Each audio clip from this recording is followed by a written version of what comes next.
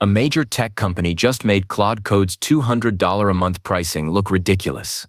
Block, the fintech giant behind Square and Cash App, led by Jack Dorsey, just released Goose, a free open-source alternative that does essentially the same thing. No subscription, no rate limits, no cloud dependency, and it already has over 26,000 stars on GitHub. This is forcing every developer to ask a very uncomfortable question: why pay $200 a month for AI coding tools when you can get the same capabilities for free? But that's not the only thing shaking up tech this week. A robotics startup just raised over $1 billion because its founders believe something has fundamentally changed. That after 30 years of failed attempts, the timing is finally right for physical AI. Let's break down what's happening. Let's start with the AI coding tool showdown. Anthropic's Claude Code has been one of the hottest developer tools of the past year. It's a terminal-based AI coding assistant that can write, debug, and refactor code directly in your command line. It feels like having a senior engineer sitting next to you, and developers have been raving about it.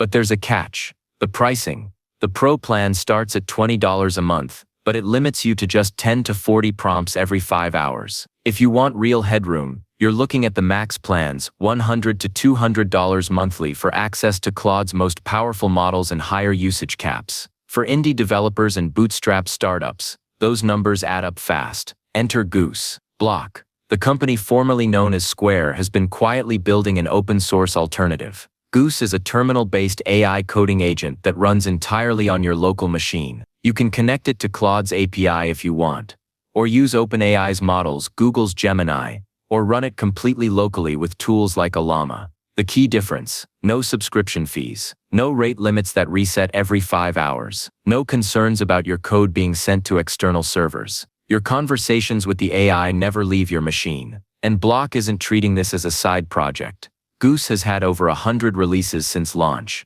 with 362 contributors actively developing it.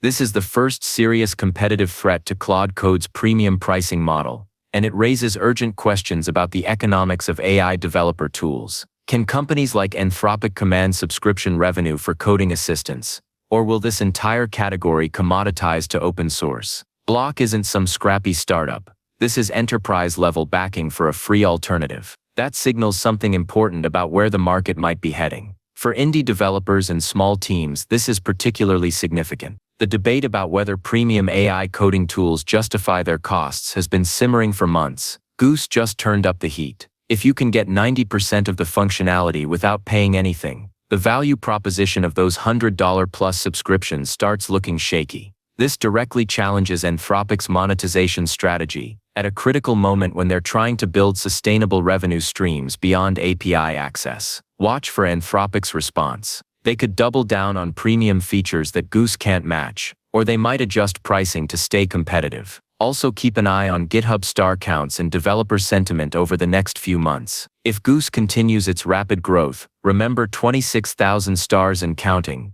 it could force a fundamental repricing across the entire AI coding tool market. The question isn't whether open-source alternatives will exist, it's whether paid tools can differentiate enough to survive. Speaking of companies betting big on AI's future, there's another story that caught my attention this week. While developers are debating whether to pay for AI coding tools, some founders are making much larger bets, billion-dollar bets, on bringing AI into the physical world. And they believe something has fundamentally changed that makes right now the moment to do it. TechCrunch just published a fascinating profile of physical intelligence, which they're calling Silicon Valley's buzziest robotics startup. The company was founded in 2024 by Lockie Groom, a former Stripe executive who spent years as an angel investor backing companies like Figma, Notion, and Ramp. At 31, Groom has already had an impressive run. He sold his first company at age 13 in Australia, just 9 months after starting it. But here's what makes physical intelligence different from the countless robotics startups that have come and gone over the decades. They're not building robots. They're building robot brains. Specifically, they've developed something called Pi-Zero, a foundation model for robotics that combines vision, language, and action into a unified learning framework. Think of it like GPT, but for physical movement. The results are striking. Their model can perform complex multi-step tasks like making coffee for 13 hours straight, without explicit task-specific programming. Success rates exceed 90%, which physical intelligence claims is production-ready reliability, a meaningful leap beyond anything else in robotics today. The funding reflects this confidence. They've raised over $1 billion, including a $600 million Series B, with backing from Jeff Bezos, OpenAI, Sequoia, and Khosla Ventures. Their current valuation sits at $5.6 billion. The fascinating question here is why now? Robotics has been a graveyard for ambitious startups for 30 years. So what changed that makes founders confident 2026 is the moment?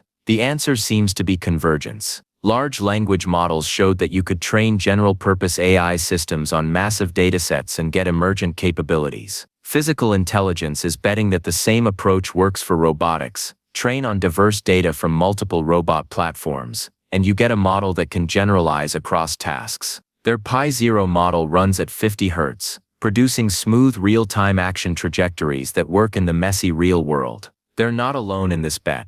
Dyna Robotics raised $120 million. Archetype AI raised $35 million for physical agents. But physical intelligence's billion-dollar war chest suggests investors believe they might have cracked something fundamental. Physical Intelligence recently open-sourced their Pi-Zero model, which is a bold move. Watch for how quickly the robotics community builds on top of it.